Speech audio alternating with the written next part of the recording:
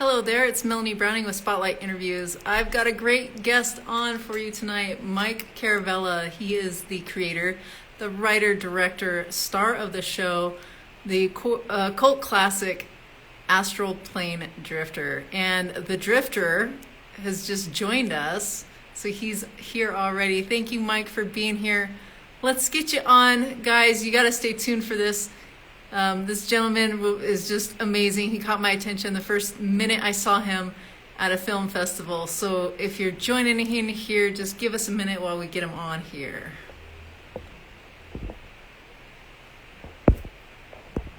All right. That will work. Yay.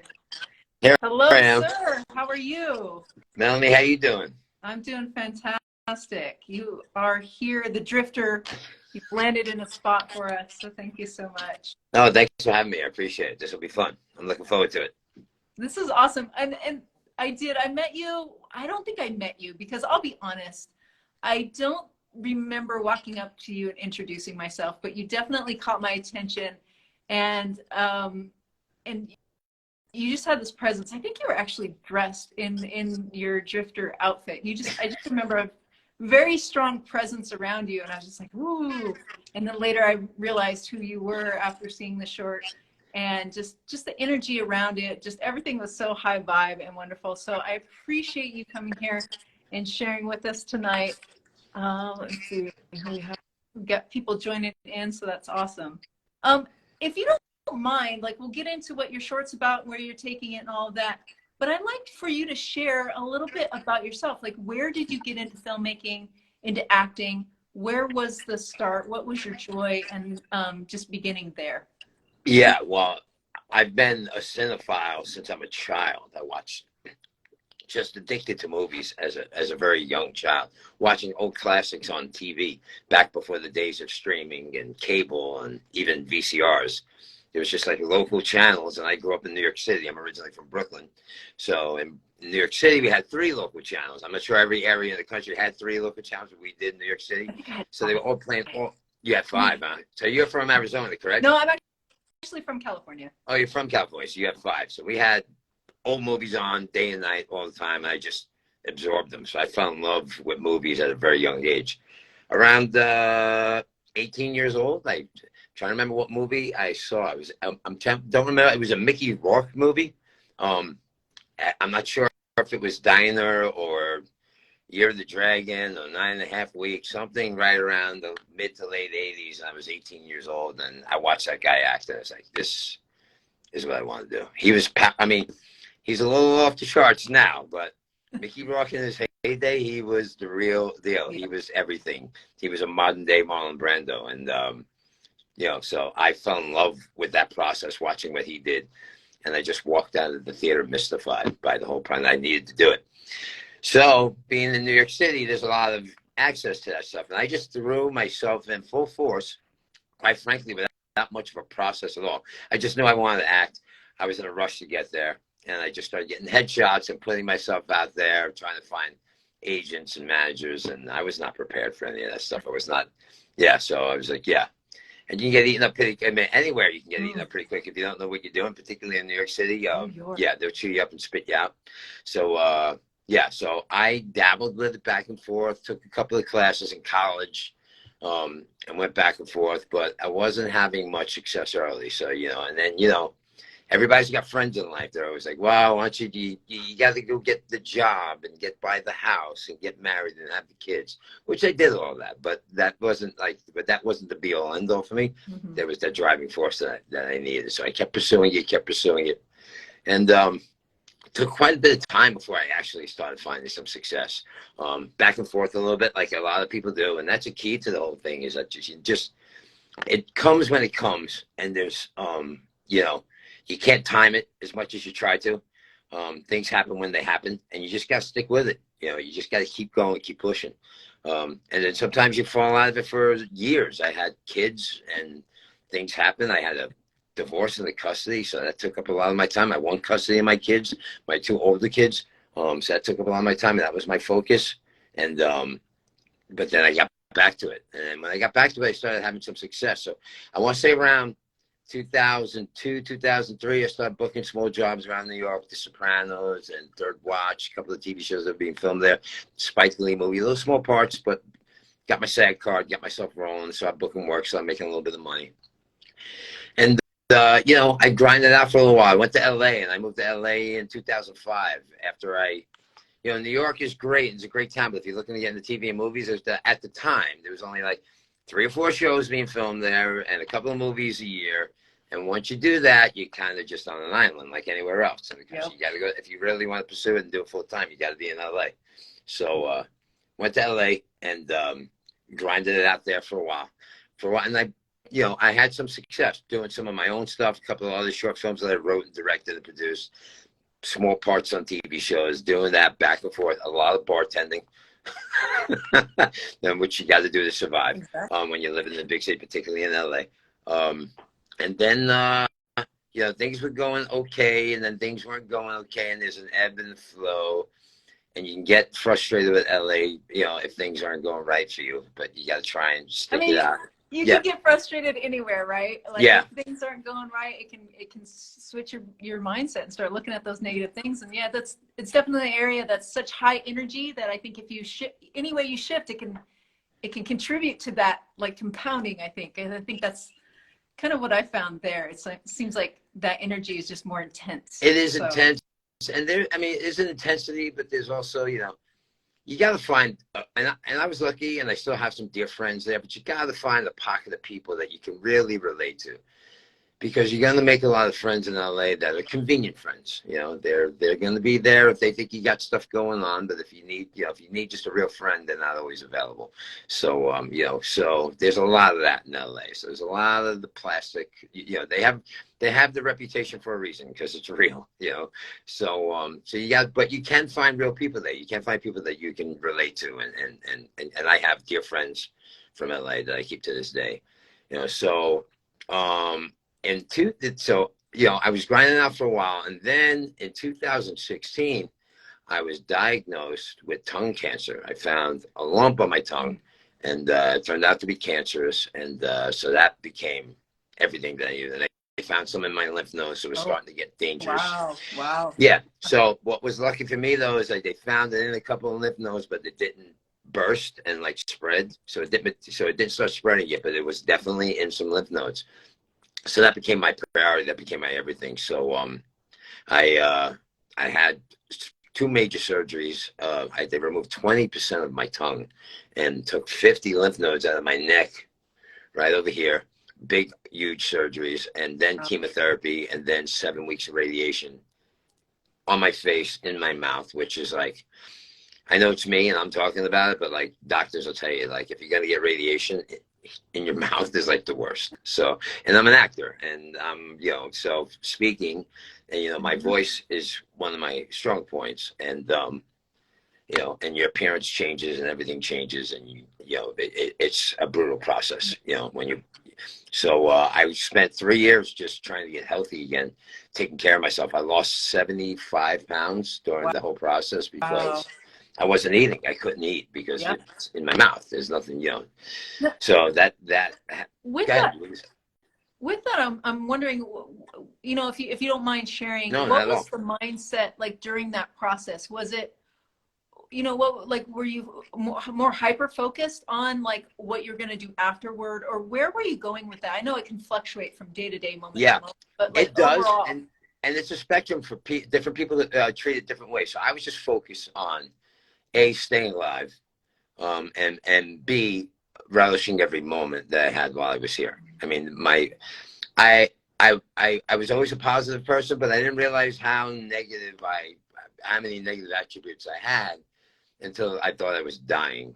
And then you have I had an enlightenment. I really did have a transformation in my thinking, and just really prioritized everything that was vital to my existence, to my essence at that point, and which was my family first and foremost. I had a wife, I have 3 children, and you know, my friends, and then my art, which is this, acting and writing and filmmaking and all that. So those are the things that were important to me, and those are the only things that I really wanted to focus on.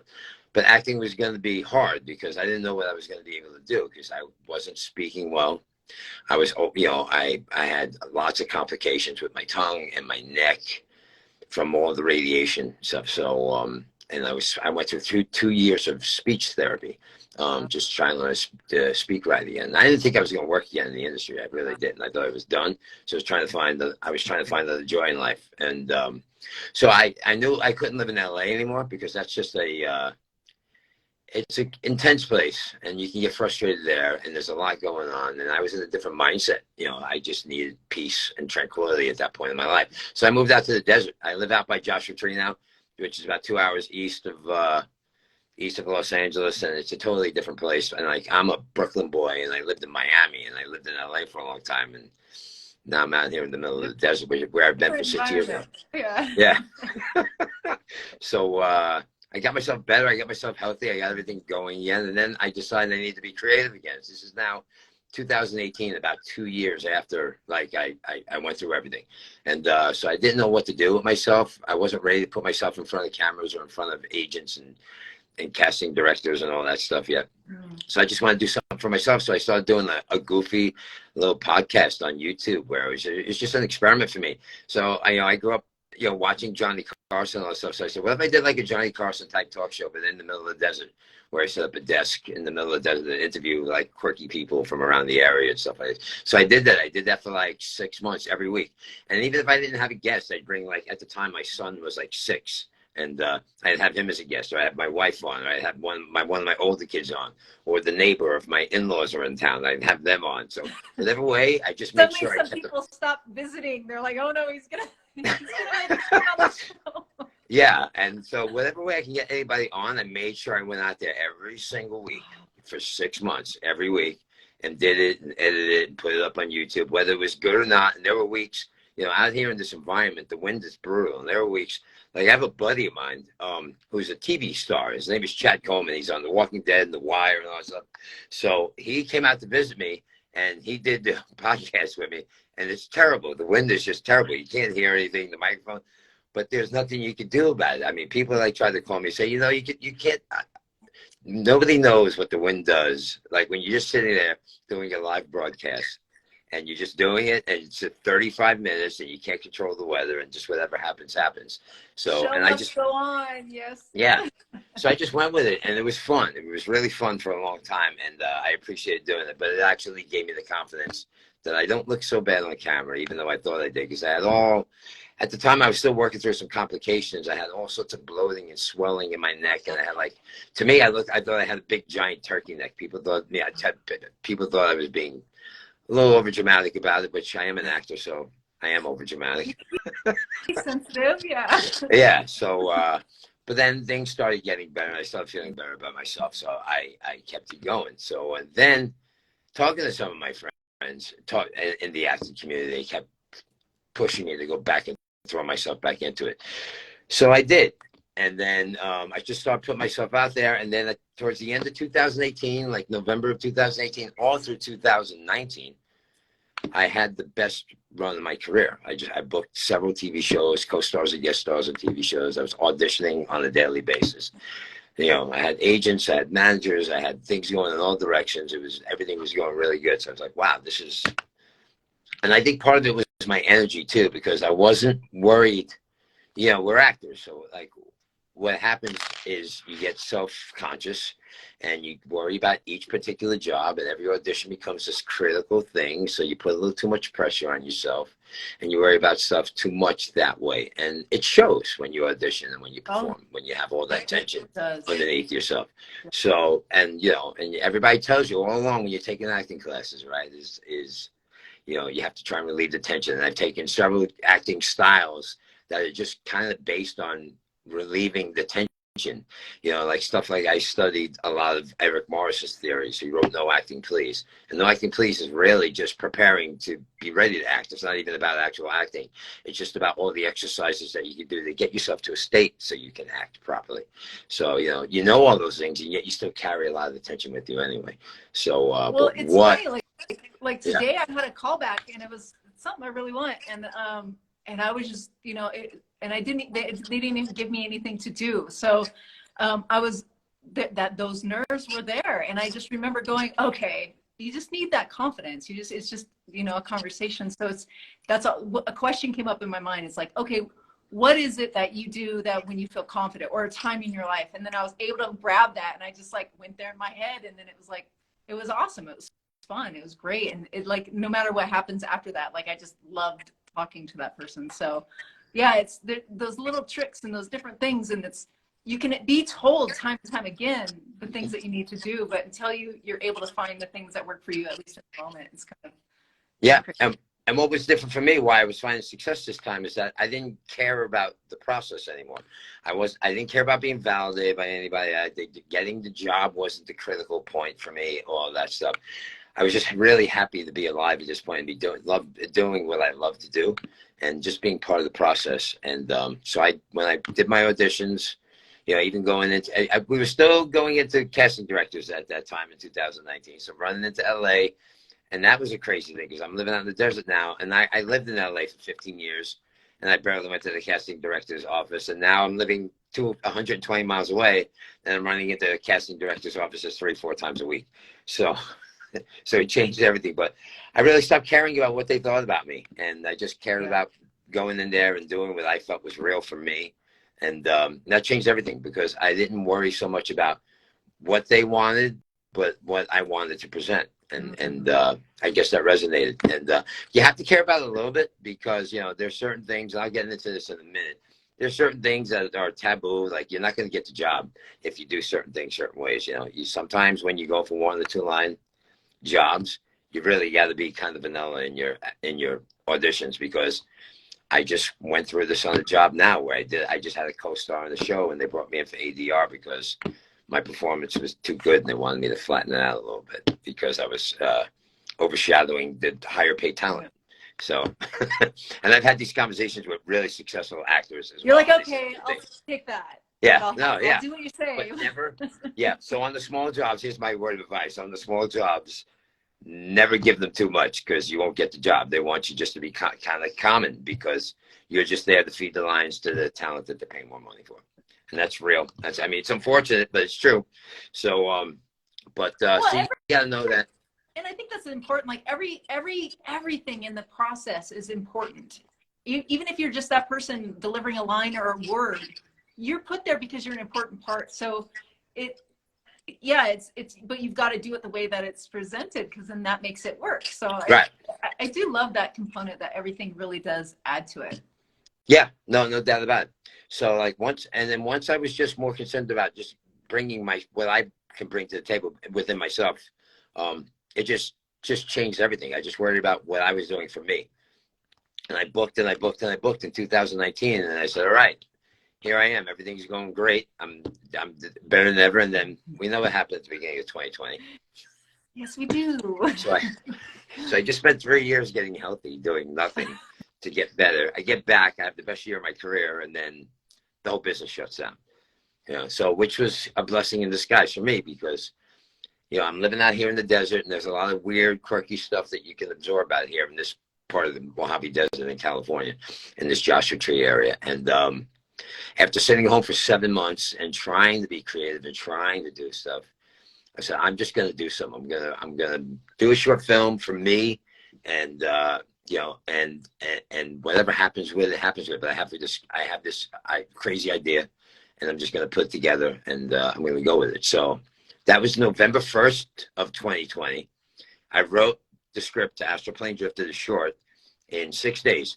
So from November 1st to November 6th, the short was done.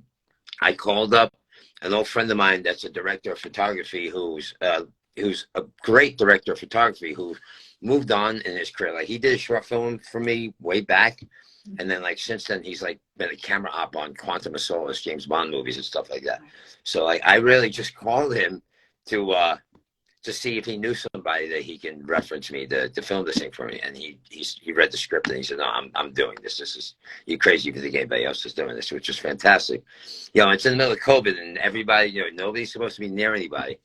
So he knew an actress, and I knew an actor, and we all got tested for COVID. And then I brought them out from LA to my house, and we quarantined in my house. And my wife and my older son and my younger son were here. My daughter was not. She was up in Montana during COVID. But my wife and my two sons were here in the house with us. So we all just bubbled up. And December 1st, so like 3 weeks after I finished the script, we went out in the desert and we filmed it. So it was just me, my director of photography, two actors, and my wife and two sons was my crew. So my son, who was 8 at the time, was second AC. He was slating and logging all the scenes and everything like that. My older son, who's he's 25 and he's in a doctorate program for physical therapy. It has nothing to do with the film industry. My director of photography taught him in like 2 hours how to pull focus. Wow. So he was pulling focus for us. And my wife, who's a history teacher, was our sound design. You know, and she, by the way, she did an excellent job. It was amazing. And so we just did that. And we filmed that in 3 days. So we filmed the short from December 1st to December 3rd. Yeah. So now we're talking about 5 weeks later from when I had an idea that the film is done. And then we spent about 3 weeks in post-production. Then everybody took off for Christmas week. And then we came back in to put some finishing touches on it, and it was done by January 6, 2021. Started submitting at the film festivals right away. By January 31st, we won our first film festival. Wow. So you're talking about, in the 3-month process. Teamwork. Yes. Yeah. So, and that all came about out of just, I like to say, my mantra in life is like making lemonade. And if people don't know what that means, it's like, there's no saying, when life hands you lemons, you make lemonade. That's awesome. So you've done that several times. Yeah. So I've had to do it several times, and I keep doing it, so that's, you just got to keep moving forward and finding a way to find the positivity and light in your life. And that's what I try and do. So, that first festival that we won, that was an online festival because everything was online. The festivals weren't live in January, February, March. So we started building a little bit of a resume with the festivals. We won a couple of online festivals. Then we went to Marina Del Rey. There was a festival down there that they did a drive-through. So there was a film festival, but everybody just pulled up in their cars to one of those air bubble screens, the one that blow up ones. And but we weren't allowed to get out of the car, so there was no Q&A. We were just sitting there watching.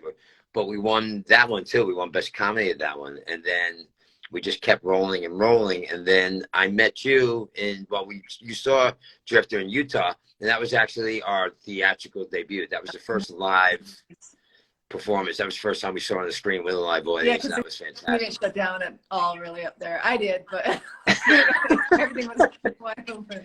Yeah, awesome. Yeah, it was wide open, and that was cool. Yeah, it was. I mean, it was great. It was great. It was a great theater. It was a great crowd, and it was so supportive. And and still to this day, I was just there a couple of nights ago. We'll talk about that in a little bit. But they're a great film community there in St. George, Utah. They've been so supportive from jump from that film festival. I was actually there again they have a horror festival during Halloween season. So I was there for Horror Fest. They invited me back for that. And I just, after that screening in June of 2020, I spent a whole year on the road. And I went to every live film festival. Wow. And so my crazy short film, go ahead, sorry. Was that your goal? Because I would see it, because I was following you, and I would just see, this film festival won this and did this, and then I would just keep seeing you. So I was always curious, like, what was the specific goal as far as, did you have certain film festivals you wanted to hit, or you just like, we're going to everything, or like, what was your thought process? Yeah. So it was kind of a work in progress. When I first made the thing, I knew it was this crazy, quirky thing that didn't fit in any box. So I really did it just for creative purposes. But then when I just wanted to get it out there a little bit. And then I knew I had something, I knew I had something after we finished filming. I just said, this is different. It's really good. I know everybody loves their own work, but I've done a lot of my own work, and I've known when some of my work sucks. So, my work has been good. And some of my scripts I wrote, and the minute I finished them, I've never looked at them again. So, because you know what? I know the script is terrible, but I'm like 3/4 through it, and I'm just going to finish it and put it on the shelf and never look at it again. So that stuff has happened as well, and that's okay. I like that. I like that even 3/4 of the way through, you still have the awareness, but you're like, I'm going to finish it. Yeah.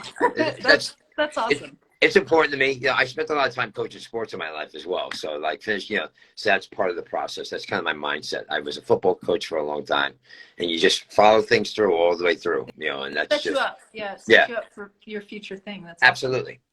Awesome. So when I started getting it out there, I didn't really know how to submit it, because even when we were getting rejected by certain film festivals, we were getting rejected in a complimentary fashion. So just to backtrack a minute, what I started calling the thing, because it's so weird, is that I dubbed it as a Western sci-fi kung fu comedy, Yeah, which it really is. It is it all is. that and then some, because we wound up getting selected. We were official selections in 8 different genre categories, which Wow. is, insane and unheard of.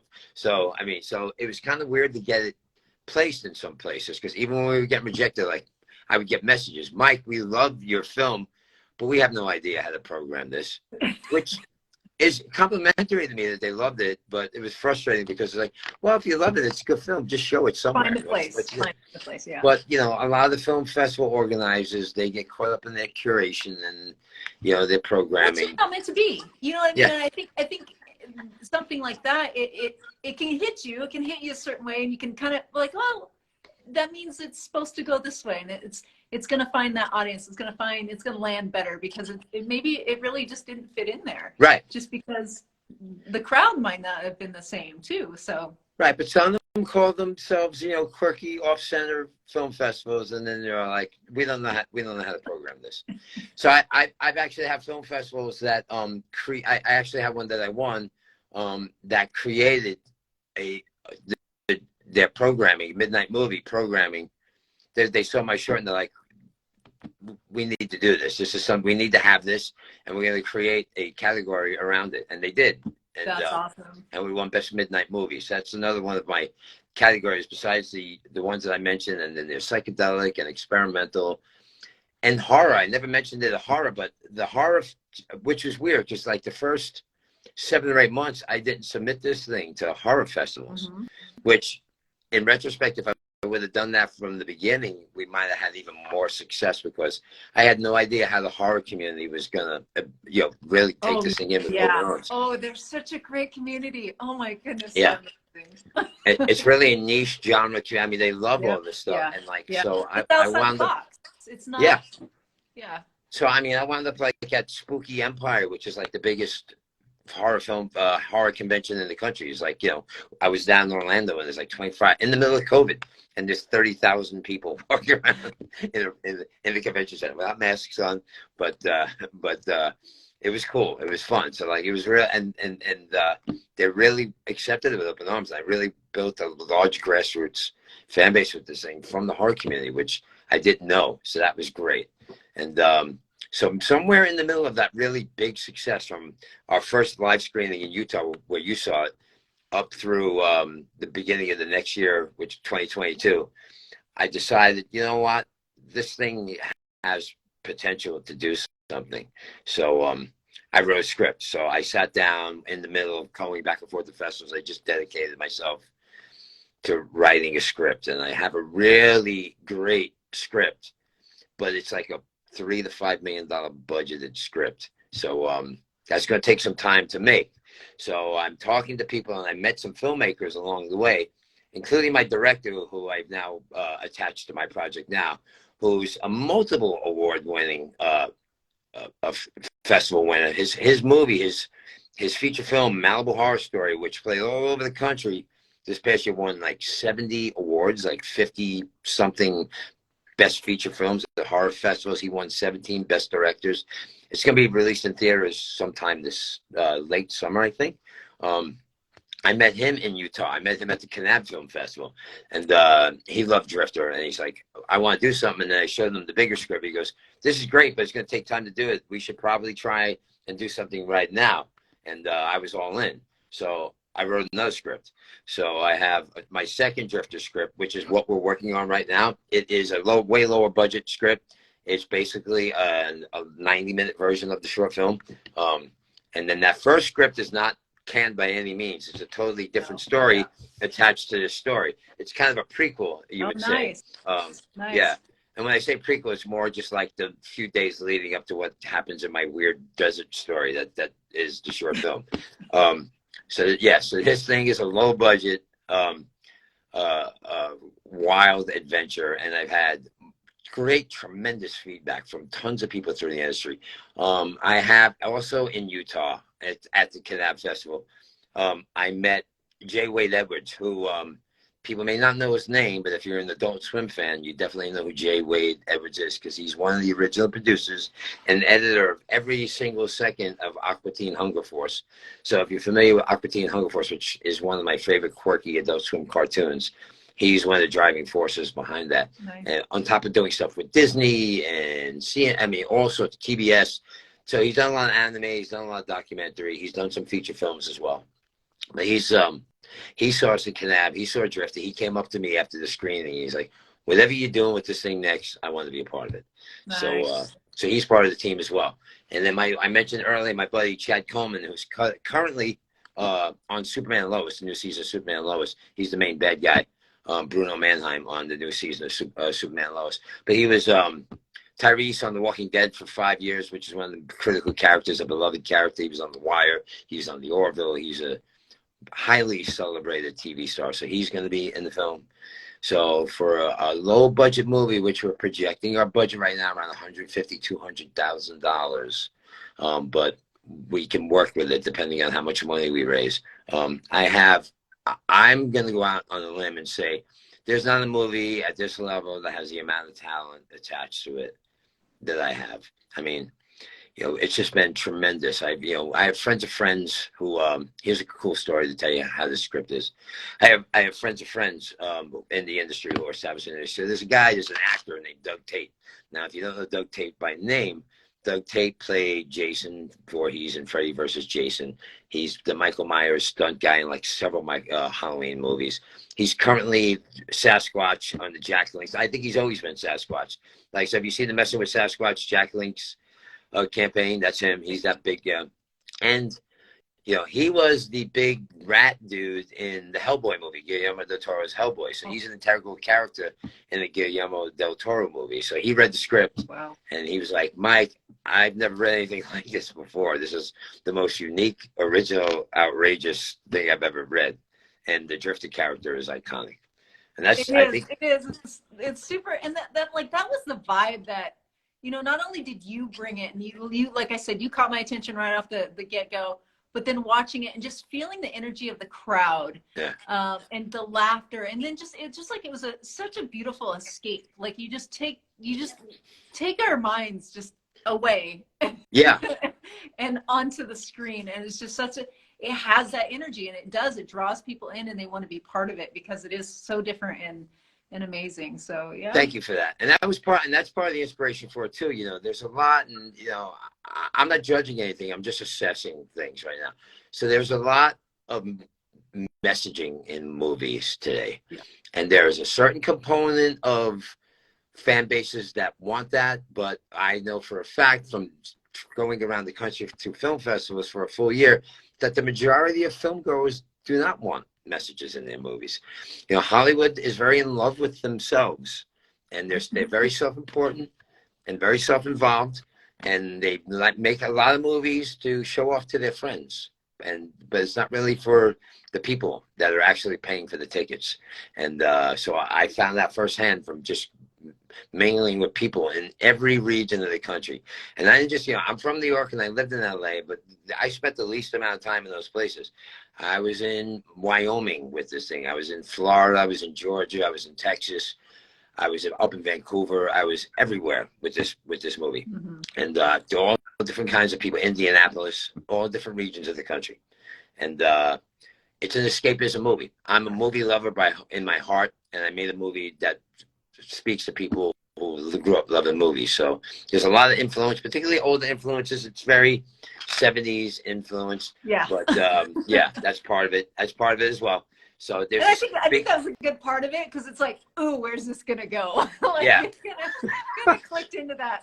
So on top of the spaghetti western, on top of the stoner comedy, like the Cheech and Chong components, on top of the 60s Star Trek, there's all this blaring 70s hard rock music in the soundtrack, which is, it's just all over the place, but somehow it all comes together. And that was intentional. I had a real epiphany with this thing. I thought it could work, and it did. And people enjoyed it. It's just escapism fun. And particularly during COVID and coming out of COVID, that's what people wanted to see. And I think that's still what people wanted to see. I mean, you see all that with what just won Best Picture, you know, Everything Everywhere. That's a wild movie. It's a different movie.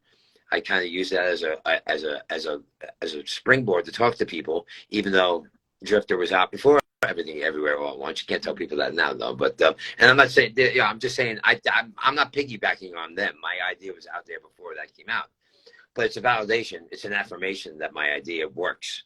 Yep. And that people want it. So I'm trying to use that as a selling point a little bit right now.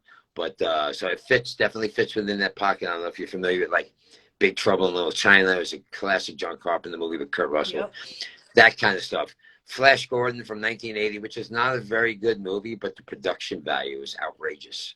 And that's a big influence on this thing. And like all the Clint Eastwood, Sergio Leone spaghetti westerns, and wacky sci-fi from like the 50s, 60s, and 70s. It's all in there. And yeah, so it's a lot of fun. The feature is going to be fantastic. It's a giant extension of the short. I mean, we have great components to it. I have great talent to it. And now we're just trying to raise money right now. You know, I've been doing a dance with the money because I've talked to some people who are interested, that money people, but there was some compromising to what they wanted me to do with the product. And what I know for a fact is that it works. It's not something that I just wrote and I don't know. I have proof positive that it works because I've shown a portion of this to the people and they love it. Mm-hmm. And I've got, and I have great people attached to the thing. And the script, I've had multiple people read and relate. They watch the short so they can get the world, and then they read the script, and it's like 100%. So I'm not really interested in compromising the vision to get it made. So I'm doing the crowdfunder right now. I'm on Indiegogo. I'm trying to raise my own money, and I have some other money, but and I'm working on other components, piecing stuff together, trying to get who can help me with catering, who can help me with locations, who can help me with this component. Can somebody connect me with discounted camera packages and all this stuff? So I'm working all those angles while I'm raising money. So it's basically like, how much money can I raise? Yep. And then how many pieces can I put together? What do we have? All right, we'll make it work there. So like when people ask me what my budget is, I have a roundabout number, but it's not a real number because like I said, it's around $200,000. But if I raise $65,000 in cash and I put XYZ components together and all those pieces add up to $125,000, then I can make it work. Yeah. I'll find a way to make it happen. There's a lot, and that's because the people, at least from my side, it's a very mixed, I think, as far as some are in the indie industry and some are not. So it's a whole nother weird. There's so much that goes on in crowdfunding. And so basically, and that's what I saw you launch your crowdfunding on Indiegogo, and that's why I wanted you to come on now specifically.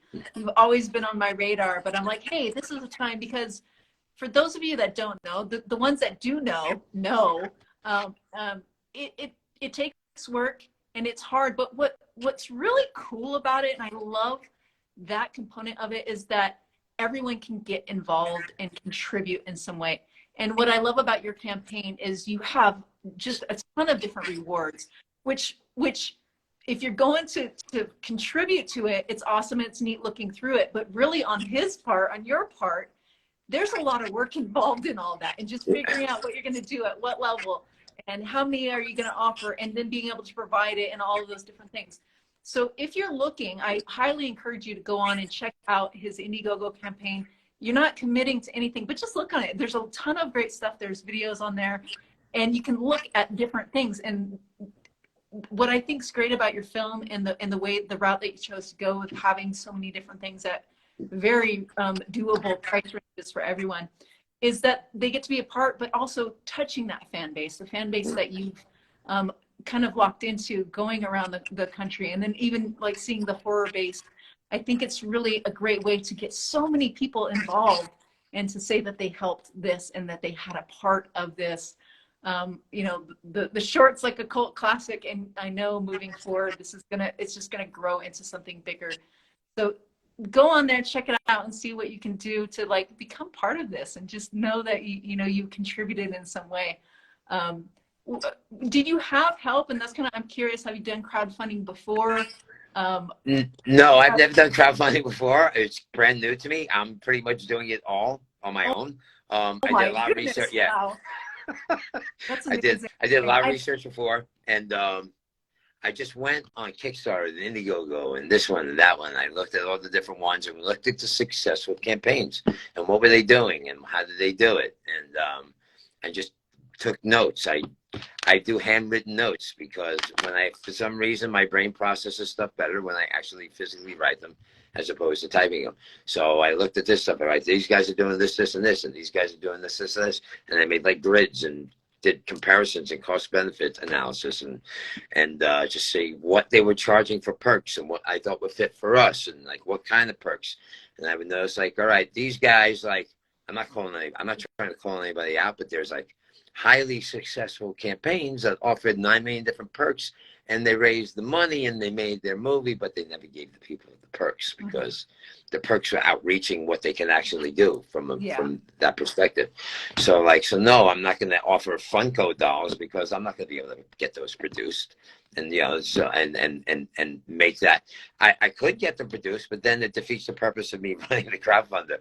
I'm just going to produce these things to get them made and sold and shipped, and and have nothing to put towards the movie, which defeats the purpose. But we have some really awesome perks, like these hats. Like I made these hats for myself, and then when I found out it's everywhere, I went around the country. It's like, where do I get one of those hats?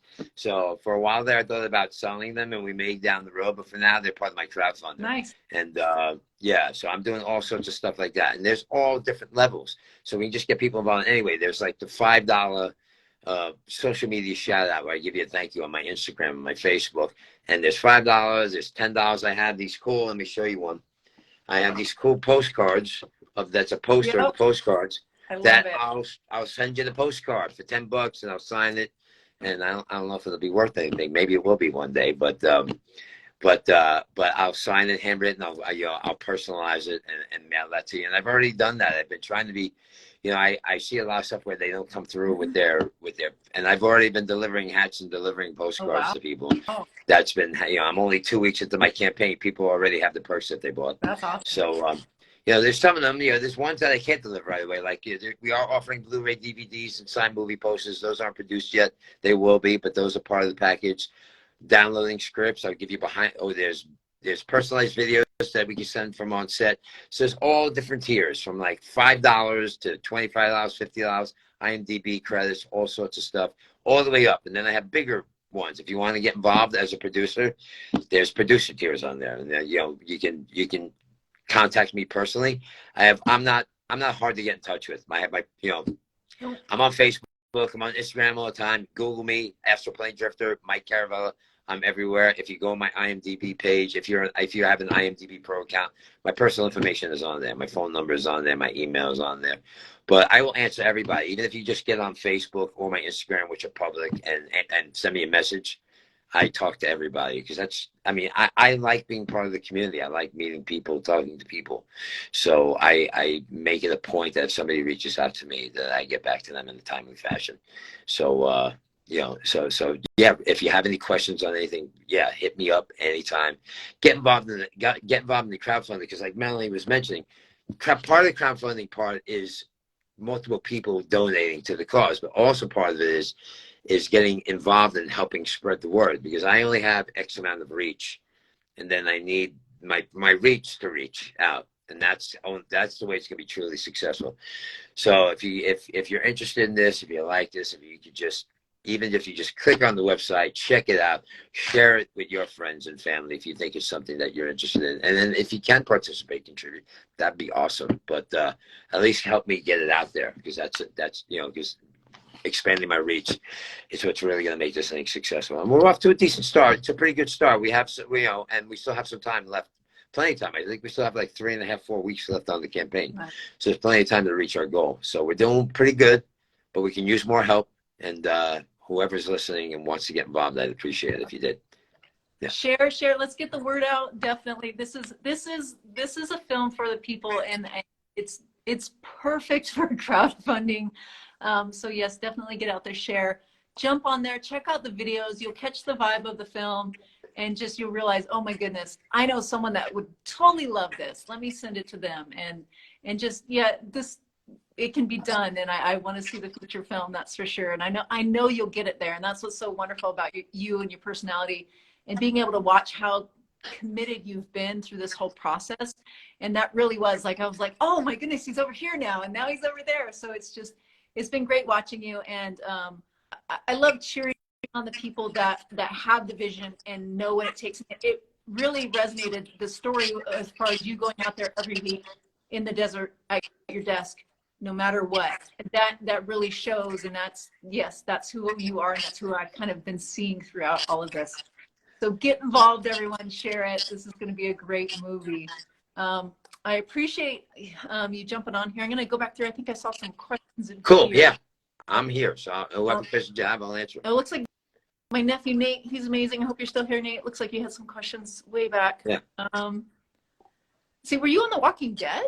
I was not on The Walking Dead, Okay. but my good friend Chad, who's going to be in the movie, is on The Walking Dead.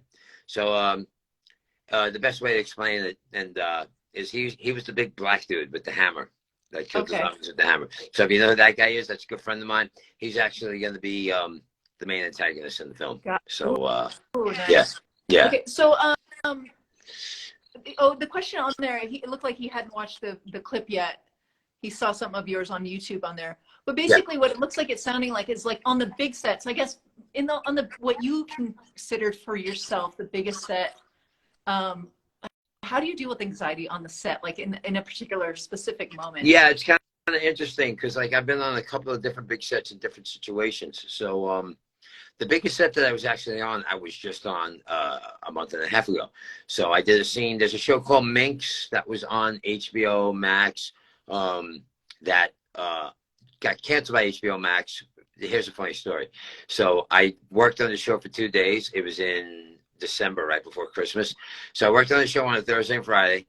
Monday morning, it's announced that HBO canceled it. Yeah. So, but then I thought, all right, well, that footage is lost. It's a pretty good scene for me. But then Stars picked it up. So it's going to be on Stars. I don't know when, but Stars picked it up when it airs. But that was a big elaborate scene we shot at the Getty Villa, which I'm not sure how many people are familiar with that museum in LA and Malibu. But there's a big party scene. There was about 500 people on that scene. I want to say there were extras everywhere. And then and I have a scene with the lead actress, Ophelia Lovejoy, who, if you're not familiar with her name, I think she's the pink girl in the Guardians of the Galaxy movies. But she's the lead actress on that show. My scene is directly with her. It's dialogue with her. So they bring me in and they walk me through, like I'm being walked through by the assistant directors through all the 500 extras, and I did background work, so I understand. I mean, we all have. I mean, most people won't admit it, but I don't have a problem admitting it. It was yeah, and it's a great way to get you learn what's going on the set. So if you're a new actor, don't be, there's a lot of people who tell you, like acting coaches and stuff like that, and they tell you, oh, don't do extra work because you'll get labeled an extra, and then do the extra work because you need to get on set and see how it don't put it on your resume, or you just go do it, learn it. Yeah, learn it. So but it was like there was totally a vibe around me, like there was all these extras that were trying to because I noticed the behavior because I was on the other right. Well, right. And I was totally relaxed. Once again, like I'm in a state of mind now where, it's crazy to say, but like, it's almost like, I will say cancer was the best thing that happened to me because it changed my whole perspective. It changed everything about my essence in life. So, I was just, I was there, I was relaxed. I'm a people person, so I love being around people. So, and even though I don't care about being validated by people, I don't have that. I love talking to people and I love connecting with people. So, so it was fine. I was fine with that. I've never really had a problem on set. Like I've had difficulties in the past auditioning. Everybody does. It's a weird process. It's not really acting. So there were times where I was hypertense during auditioning. And quite frankly, there's a lot of casting directors in the business that just are trying to mess with you. They don't, so they're not always the most supportive people in the world. And I won't get into all that right now. But that particular scene, I was totally relaxing in the moment and just absorbing it all. And it was cool. So I guess that's the performer side of me, I never really had too much anxiety at the moment of performance. I was able to focus on what I want to do. And I have, I've been told this, and like, I noticed it during the film festival. I get in front of, I'm comfortable in front of an audience. I just am. And I'm easy. I could just be there forever in front of people talking for a long time. I just enjoy doing it. And I think that maybe a lot of that comes from my coaching background. I spent a lot of time coaching football, spending my time with 100 kids on their knees, staring up at me, solely focused on the words that were coming out of my mouth. So maybe it probably did help me a lot in my process, is where I was comfortable. So any kind of public speaking is good. And I would say it's weird in this day and age, if there's anybody young listening, because they're so dialed into the phones and texting and all that stuff. Real human connection is the only way to make this all work and make it happen. If you want to be a truly great actor and really connect with an audience, then you need to know how to connect with the person in front of you when you're performing. So that's only going to happen if you get practice doing that. So, I mean, texting is convenient, and I do it a lot. But you need to get out of your house and talk to people and observe other people and behaviors and take all that in and be open to everything. I don't agree with everybody, but I listen to everybody's story and find ways to connect with each individual person, which is critical in acting. The connectivity between you and another person. So you don't need to be on the same page religiously or politically with everybody, but I guarantee you there's some component in both of your existences where you are exactly alike, and you are connected to every human being on this planet, whether you like it or not. So just find that connection and be positive about it and bring that to your work. That's beautiful. Yeah. Thank you for that. Cool. Yeah. Let me see here. Yep. Yep. Yeah. My nephew wants to see you in a Cheech and Chong movie. Yeah. I actually auditioned for Cheech just recently. I didn't get it, and they went with a younger guy than me. He's significantly younger than me, but I know why they brought me in. There's a show on Amazon right now called Daisy and the Six, and I guess there's an episode with Cheech as kind of an MC of an event, and they brought me in to be Cheech, and I killed it. I was Cheech because people have been giving me that stuff for a long time. So, but I'm middle-aged, and the guy that they hired for the show was like 25 years old, so they obviously wanted a younger rendition. But they saw me, and they knew they had to take a look at me and watch my audition, even though they cast somebody younger. And that's maybe you didn't get that, but you might have cast the room. So that happens a lot. That happens a lot. You and that's why when you audition, you just gotta let it go after you audition, because it's the best. That's the best technique. Like to not have that neediness vibe, because you just feel so much better to be able to let it go. Yeah. You're not in control of it. And even though you did your best work, there could be one producer who sees something in somebody else's face that they like better. And that's how decisions are made. It has nothing to do with your ability. There's a component.